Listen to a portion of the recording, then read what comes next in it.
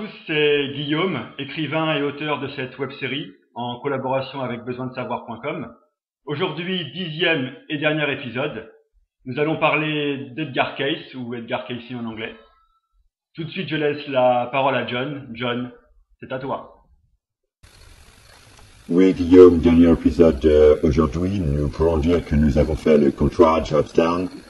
Aujourd'hui, Edgar Cayce, Edgar Cayce naît le 18 mars 1877 près de Hopkinsville, Kentucky, et sans aucun doute l'un des plus grands médiums prophétiques des États-Unis. Pendant ses lectures, readings, durant lesquelles il entrait en transe par l'hypnose, il répondait aux questions de ses patients et leur prodiguait des conseils sur des sujets les plus divers: vies antérieures, interprétation de rêves, santé mentale ou physique, méditation, prière, développement spirituel, etc. Un jour, on lui demanda pourquoi il utilisait le terme de lecture. Il répondit qu'il allait chercher ces informations dans une mystérieuse bibliothèque, les Annales Akashiques, terme indien qui désigne le lieu où tout ce qui existe depuis le commencement du monde est conservé. Il raconta plusieurs fois ce qui se passait quand il était endormi. J'arrive dans un grand bâtiment, dans la salle des archives, où une main me tend un livre, ouvert à la page qui concerne telle entité ou tel événement. Je n'ai plus qu'à lire ce qui la concerne.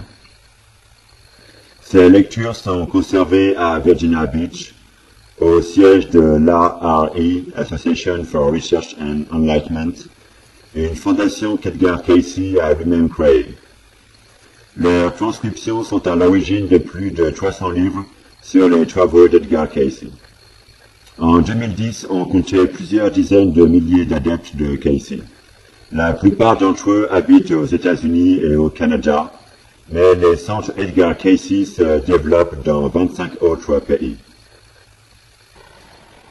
Edgar Cayce, l'un des plus grands médiums du XXe siècle, a commencé à intriguer, puis à déranger son entourage en faisant des lectures psychiques sous hypnose, méthode qui suscita l'intérêt autant que la méfiance. Cayce lui-même, membre des Disciples du Christ, une église protestante, ne comprenait pas ce qui lui arrivait. Ces dons lui viendraient d'une maladie contractée à l'âge de 5 ans qui le plongea dans le coma. Il expliqua à son médecin à haute voix la cause de son état et le type de cataclysme qu'il fallait lui appliquer. Après ce coma, il raconta à ses parents qu'il pouvait parler à des gens de sa famille morts récemment. Évidemment, ses parents ne le crurent pas. Quelques années plus tard, alors qu'il apprenait ses leçons, il s'endormit sur son livre et lorsqu'il se réveilla, il les connaissait par cœur. Alors qu'il était en état de transe, il utilisait des termes médicaux qu'il était incapable de comprendre à l'état éveillé et avait accès à des connaissances qui lui étaient inconnues, donnant des recettes à base de plantes, décrivant des états pathologiques alors qu'il n'avait jamais étudié la médecine de sa vie.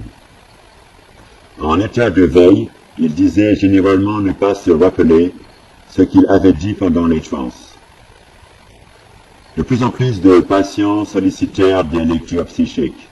Cayce aborda des thèmes de plus en plus variés, tels que l'astrologie, la numérologie, la science des couleurs, le pouvoir guérisseur des plantes.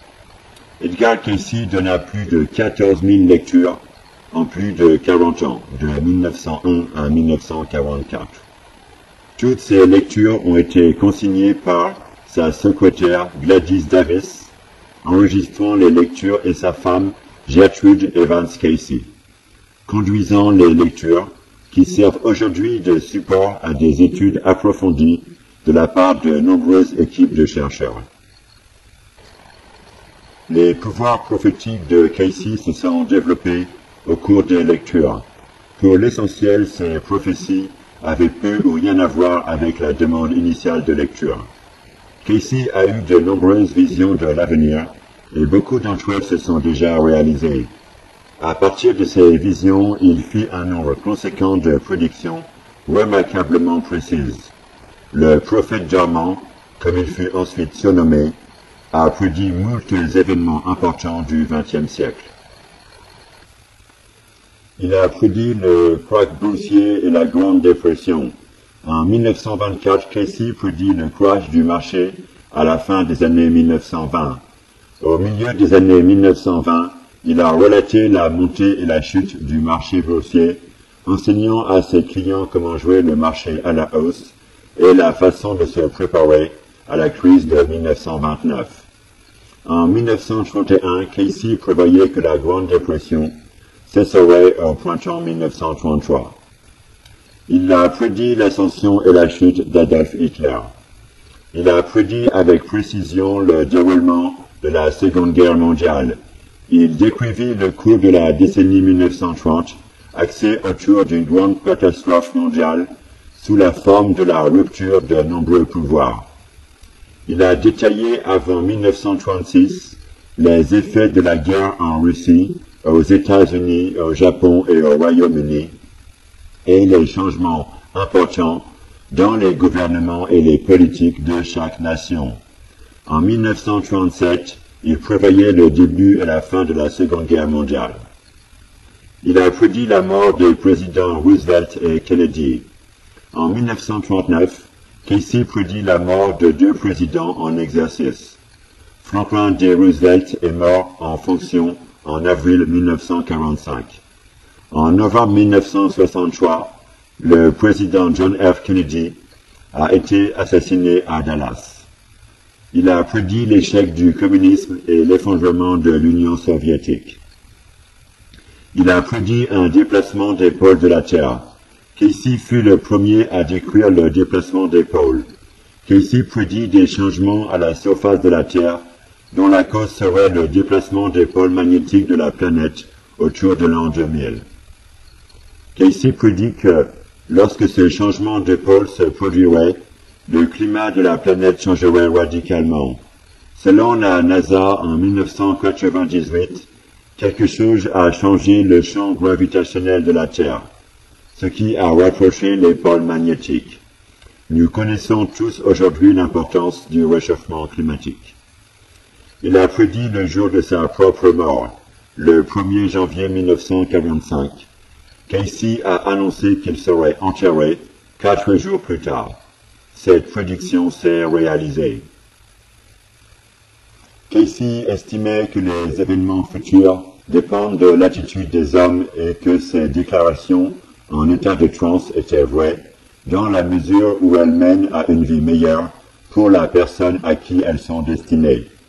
Si elles aident à faire de meilleurs maris, de meilleurs businessmen, de meilleurs voisins, de meilleurs artistes, de meilleurs hommes d'église, alors adhérez-y, sinon rejetez-les. Casey invitait souvent son auditoire à tester ses suggestions plutôt que de les accepter, parce qu'il croyait en lui. La réponse de l'homme a toujours été la volonté de puissance par l'argent, le pouvoir, la possession de la terre, etc. Cela n'a jamais été dans la manière de Dieu, et ne le sera jamais.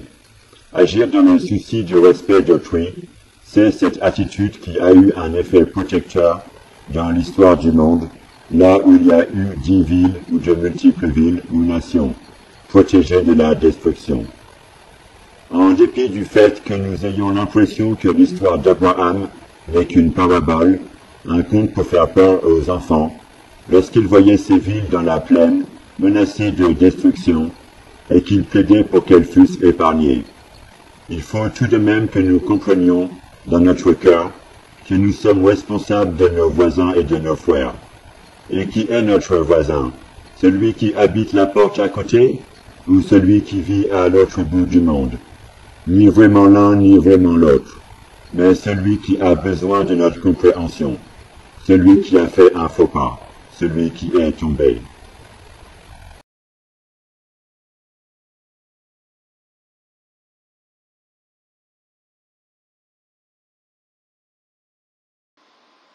Merci John pour cette explication sur Edgar Cayce.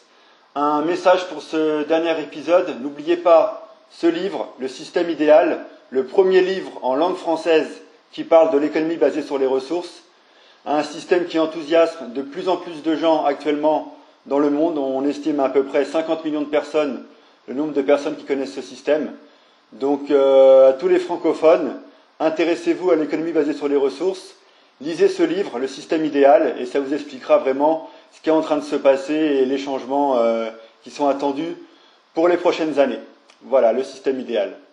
Merci à tous et on se retrouve donc peut-être bientôt dans une autre web-série. Au revoir.